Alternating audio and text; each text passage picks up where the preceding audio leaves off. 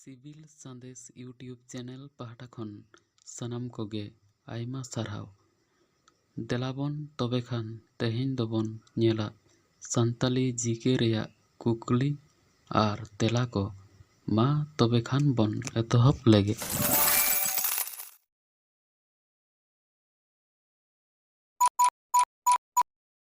मिट रेया कुकली दो धरती रे पुइलु मानवा जाति दो ओकारे को जन्म लेना।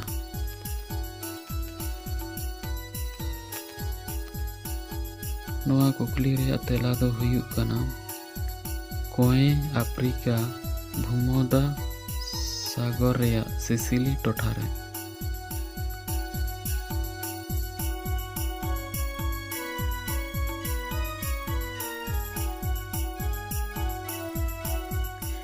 दोसार रेया कुकली दो हुयुग कना हांस हांसली चेणे बिली खन हपन लेन मानवा किना पुइलु ᱧᱩᱛᱩᱢ दो चेद ताहे कान तकिना।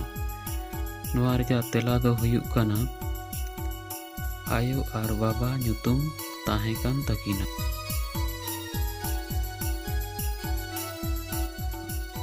तेसार रेया कुकली दो हुयुग कना पिलचु तेकिन धरम ᱧᱟᱢᱚᱜ हर दो चेद तेकिन सार सागुन लेदा।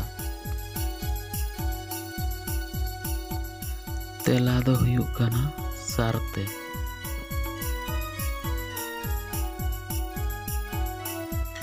पुना कुकली रेदो मेनाआ आबो खेरवाल कोआ पुइलु सेंद्रा दो ओका। नवा रेया तेला रेदो मेनाआ बाहा आखान। मोड़िया कुकली दो हुयुग कना कोलकाता सेरमा आड़ांग खन सान्ताड़ी ते पुइलु ओकोये सेरेñ लेदा। नवा रेया तेला दो हुयुग कना अनिल कुमार कोयडा। तुरुयना कुकली दो हुयुग कना पुइलु सान्ताड़ी ते गायन उदुग सदर पुथी दो ओका कना। नवा रेया तेला दो हुयुग कना बिदु चांदान जहां दो ऑल गुरु गमके ऑल लेत ताहेना। एयाना कुकली दो हुयुग कना पुइलु ते ओकोय बीर बायार सारजम गिरा ते हुल लगित तिकिन गुट लेट कोआ। नवा रेया तेला दो हुयुग कना बीर बायार सिदो कान्हू तकिन।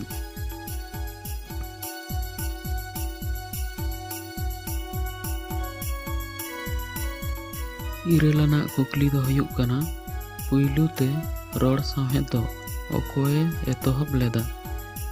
नवा कुकली रेया तेला दो हुयुग कना कल्याण गुरु।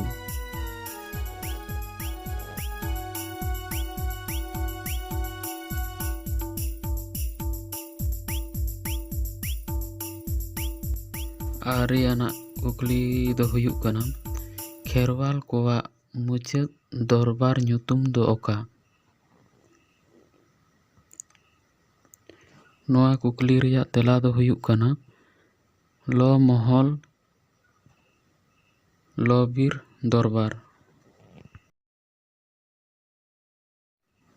गेल आना कुकली दो हुयुग कना सेरमा आड़ांग कोलकाता खन सान्ताड़ी आखड़ा पुइलु तीस उछान लेना।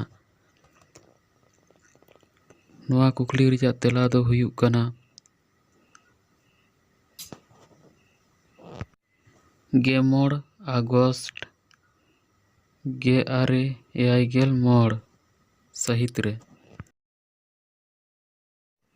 गेमिट रेया कुकली दो हुयुग कना बेंगल आर बिहार पोनत दो तीस आलाग लेना। नवा कुकली रेया तेला दो हुयुग कना 1812 साल रे इंग्रेजी 1912 साल रे। मा तबे खान नवा वीडियो नेल काते ओका लेखा बन आइकाव केदा आर बेस बन आइकाव का खान सानाम कोगे नवा सगई 90.7 यूट्यूब चैनल सब्सक्राइब और लाइक तबन पे और सानाम कोगे मुचाद रे सानाम कोगे जोहार।